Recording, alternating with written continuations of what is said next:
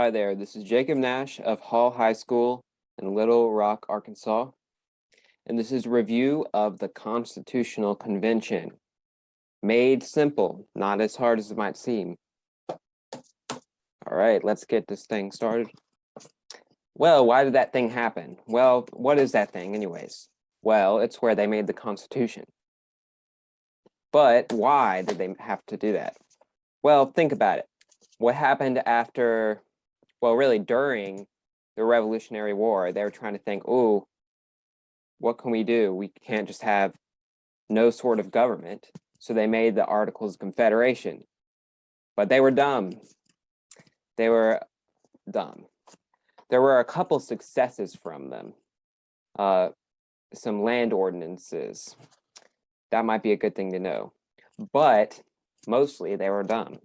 Here's why. Couldn't tax. They couldn't tax. Imagine that. Well, there's probably a reason why. You have to think a reason why these things were the case. Well, why did they just fight that war, right? Because they didn't like that taxation. That was one of the things, at least. The federal government could not tax. There was very little central government power. What do I mean by that? The overall government. The state governments had a lot of power, but not the central government. And then Shays' Rebellion. See this right here? This guy just went crazy, started an uprising, burned a whole bunch of things down because he was mad about some taxes. And I say they couldn't tax. That doesn't mean there was no taxes. I mean the federal government. All right, and then federal, central government, national government, pretty much the same thing. All right. There needed to be 9 out of 13 states to pass laws. Kind of hard to do. 13 out of 13, that means all of them to amend something. That's hard to do. They couldn't even get all of them there sometimes. Some people really did not like that. So what is a confederation anyways? Well, common confederations that you might think of are Articles of Confederation. We were a confederation then. There's the Iroquois Confederation, Native American, and then the Confederacy during the Civil War. They're basically sovereign states that can go crazy. That's a good way to describe it, I guess.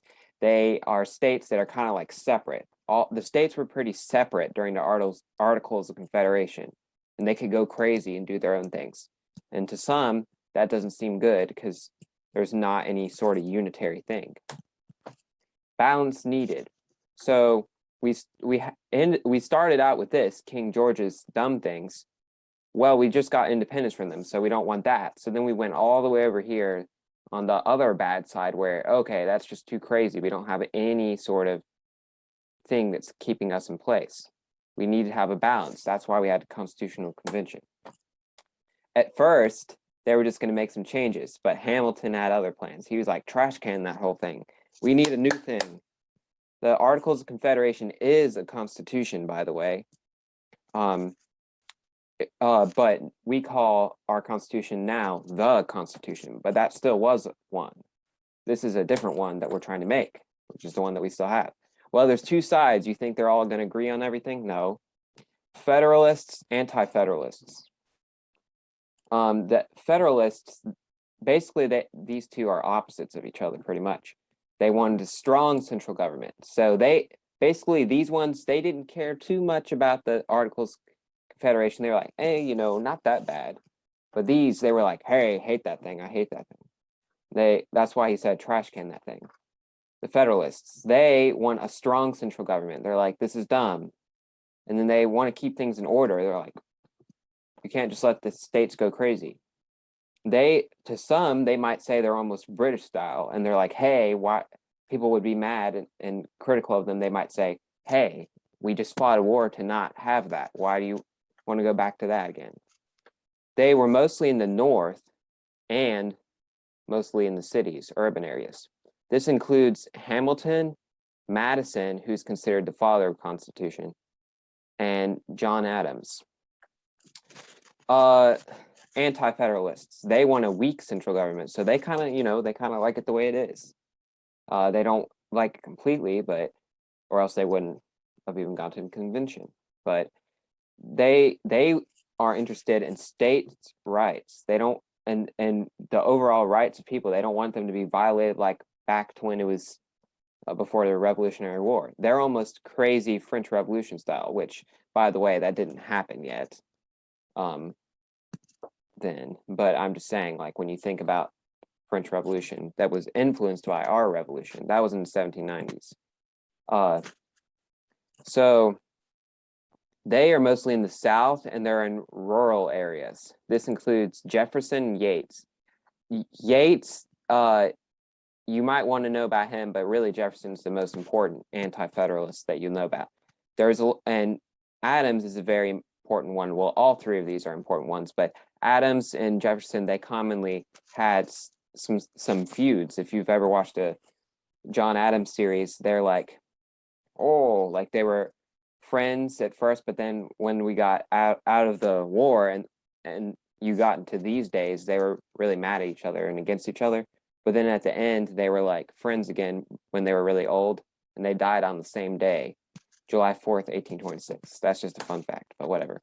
Okay, so compromise, what is that? If you don't know, it's when there's two things that argue and then you make something that's supposed to be good that fixes the problem. And there's three that are good to know, that you need to know. First one, Great or Connecticut Compromise. This is a Virginia and New Jersey plan combo. So this is a combo of these two plans. So let's see the two opposing things. All right, we have the Virginia plan. So there's some Virginians, they're like, we want Congress to be based on population. Congress, what is that thing? That's part of the legislative branch. When it was the Articles of Confederation, there was only one branch, and that was the legislative. No president, no executive, no Supreme Court, so no judicial, only that one. So they were like, we want Congress, which is legislative branch, to be based on population. Why do you think they say that? This is Virginia now, but back then, I believe it included Kentucky, West Virginia, obviously, and even some areas over there to the west. It was very big. And of course, they wanted to be based on population because then they would get the most power. New Jersey plan, they're like, we want it to be to where every state gets the same. Why do you think they want that? Well, that's a small state. That's why. Because they think, oh, well, if it's based on population, then we're not going to get any power because we're so small. So then they're like, okay, two then. Two what? Two houses. Because it used to be unicameral. That means only one house. In Congress, there used to only be one house. But they were like, okay, fine, two. Because they were trying to think, how can we make a house be based on population and not be based on population? Not possible. So they had to make two. One that was the Virginia one, based on what Virginia wanted, and the other one based on what New Jersey wanted.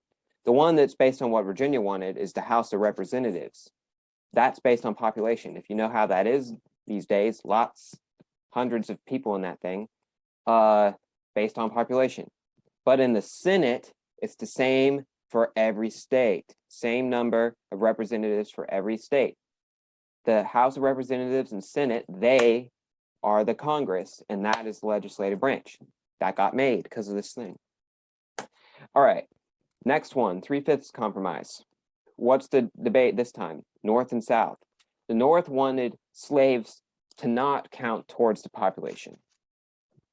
You might be, that might seem confusing at first because you might think, oh, well, didn't people in the North not want slavery? Well, this doesn't have to, this compromise, it might seem like it's about slavery, but it's actually about representation. Because here's why the North didn't want slaves to count. They didn't want them to because there was so many slaves in the South compared to the rest of the people there. And so because of that, the South would have gotten way more say if slaves counted. That's why they didn't want them to count. The South, of course, they want them to count because they're like, oh, if they count, then we'll get more say.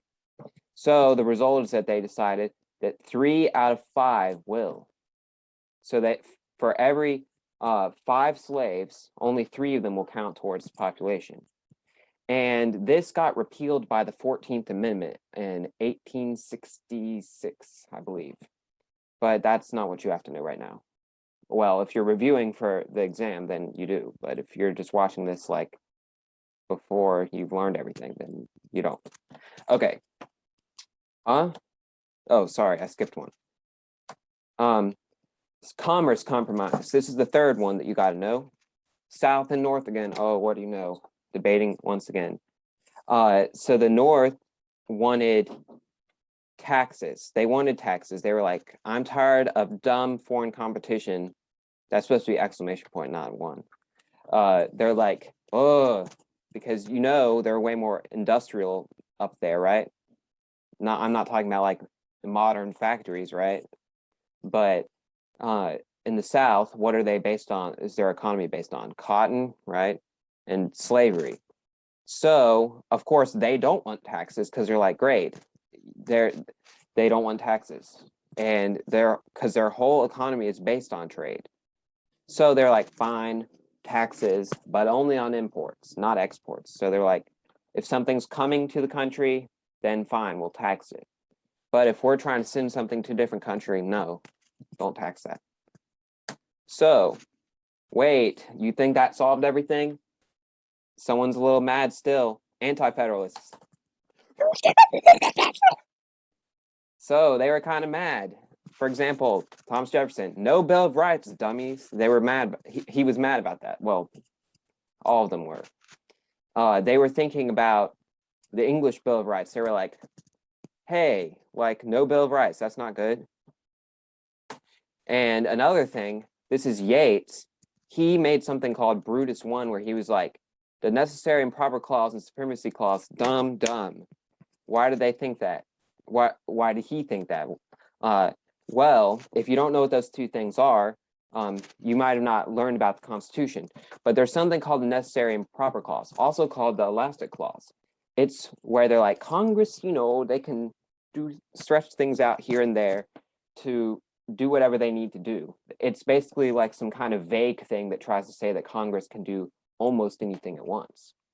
And of course, he's mad about that. He's like, hey, because he'll think that he thinks that the federal government will have too much power. Remember, these guys, they want a weak central government, strong state governments. Supremacy clause, that was in the Article 6 of the Constitution, and it's like, Constitution is the law of the land. Everything must listen to that. He doesn't like that either. He's like, oh, that sounds kind of crazy. So they're like, okay, fine. We'll just make a Bill of Rights. And the Bill of Rights has 10 amendments. And there are 27 amendments currently in the Constitution. Lots of them tried to be made. We're not going to talk about the amending process right now. But only 27 were able to be made ever. But these were the first 10 that are the Bill of Rights. And you need to know these. Number 1, freedom of speech, assembly, press, petition, religion. These are your 5 basic freedoms that you can have. Number 2, right to bear arms. That means to have guns. In those days, they had sometimes some threats. They had to have guns back then sometimes. And then number 3, no quartering.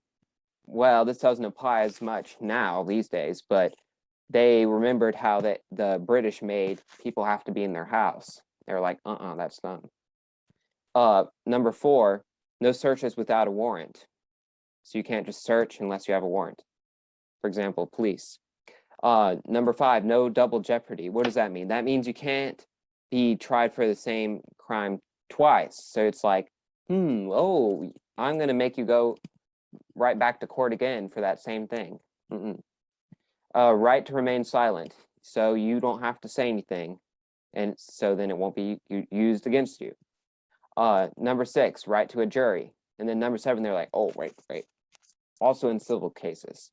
So they realized they need to extend that to civil cases. And then number 8, no cruel and unusual punishment. They won't just like hit you in the head with a baseball bat or something like. Number 9, we have more rights than just these. They're like, oh wait, let's just say that there's more rights than just these. because they don't want people to think these are the only rights that we have. And then 10, it says that states have reserved powers and the federal government have delegated. So the states, we automatically get those powers, but they have to be delegated for the federal government. And this is known as federalism, that the concept that the federal government and state governments are kind of separate from each other and they share the powers. So Thomas Jefferson goes from that to that, he's kind of happy now. There you go. That is the Constitutional Convention. Thank you for watching.